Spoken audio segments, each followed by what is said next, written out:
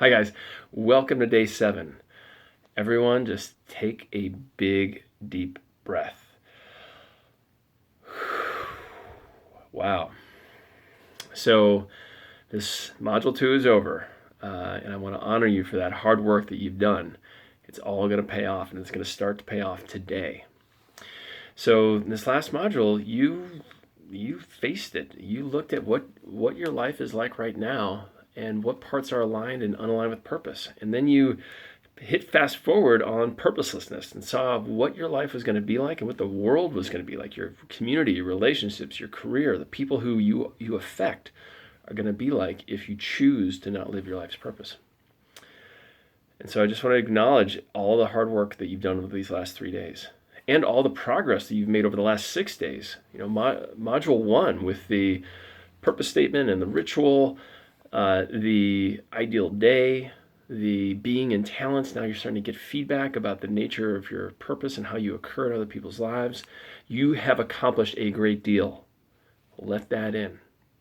I just kind of invite you to maybe take child's pose or find a place where you can just be fully and completely relaxed and just celebrate yourself for having worked really hard for 6 days. Really hard. This is hard work. Anyone who tells you it's not hasn't done it. So I just want to honor you. So we're gonna start to reap some of these rewards, get some of the payoff from the last 3 days. But before we do, I just want to share a story with you about how I came into purpose guiding.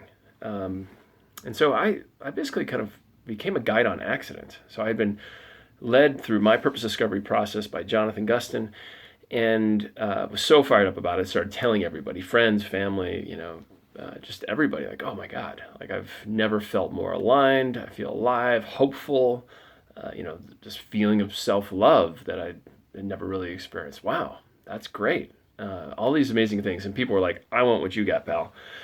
And some folks were like, I don't believe it. It sounds like hippie stuff. But my close friends and family were like, there's something different about Peel. Like there's something going on with him. And it started to show up. People started to ask a lot of questions. So I would, refer clients to Jonathan, turn people on to Rod Stryker's book, Tim Kelly's book, Bill Plotkin's book, and I don't know, I probably sold 100 books on behalf of those amazing authors. And then folks were like, well, would you coach me? I'm like, well, yeah, I'm committed to that. I want to see you alive with your purpose. So I first started coaching my mom and my aunts and, buddies, and just, doing it for fun, for free, because I really love this work. And so I want to share a story with you about my Aunt Carrie, who is awesome, like so beautiful and fun and creative, and she's off to the races purpose-wise. So she's an artist, a chef, a meditator, and just like a deep soul who is always looking at herself, very reflective, very kind, very generous. But one of the things she struggled with a lot is smoking. And she's tried to quit a number of times. And during our work together, we did a number of meditations, and she actually did a lot of these herself at the edge of Lake Wawasee, where she lives, just kind of north central Indiana. And she would have these amazing kind of transcendent visions and meditations at the edge of the lake, and it stirred something up big in her. And at the end of our work together, I mean, she really got that she was an artist. She really got that she likes to please people with amazing food that she creates. And so for her, like her journey was not about, oh, what do I do with my life? It's just like, how do I be with my life? How do I get clarity and healing and self-love? And so that was kind of like her big payoff, is she got that she was already living her full life of purpose. So I get this email like 9 months later, and she's like, Brandon, guess what? I quit smoking. I'm like, what? Yeah, right. She's like, no, I just got it. I got it. I got how stupid it was. Like it's not aligned with my life's purpose. And so I just stopped smoking cold turkey. After 40 years of smoking, She just quit. And it was like she had realized the kind of emotional and spiritual cost of that habit, that thing that just, wasn't purpose aligned. It was just the thing that she did. And she's like, I can just let this go. I'm just going to let it go because it's not me anymore. So it's like her center of gravity had shifted. And so where she was more identified with her purpose, with her soul, than with this habit. And this is some of the stuff that you can expect well after this work completes. And it's also something that was deepened by her time in nature. That's something you're going to explore today in the nature meditation.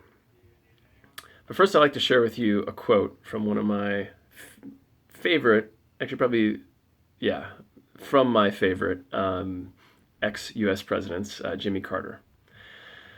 And he's a really amazing fella in so many ways.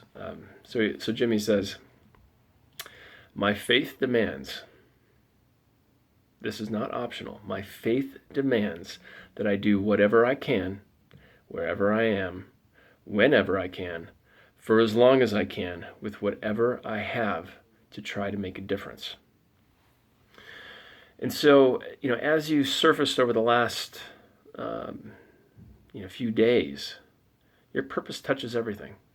It touches your health, your relationships, your career, your leisure time, your community, your spiritual practice. It touches everything. It's part of your whole life. And so your purpose statement that you've been working with, it's not just a decision tool to kind of sort the non-purpose from the purpose. It's a creation tool. So you can begin to create your life with your purpose statement. Think oh, well, how can I express this purpose more? And so that's what you're going to start to do today. You're going to dive in to this nature's meditation, and you're going to allow nature to provide the background wisdom and radiation for what you can create, what's possible now that you've done a fair amount of heavy lifting on your purpose. What can you do right now? So enjoy this time alone in nature. It really should be very healing, very peaceful. It should not bring up as much resistance as the last few days. I just want to bless you for all your hard work, and know that this train is moving and you are on it. You are on the purpose train of your life. See you tomorrow.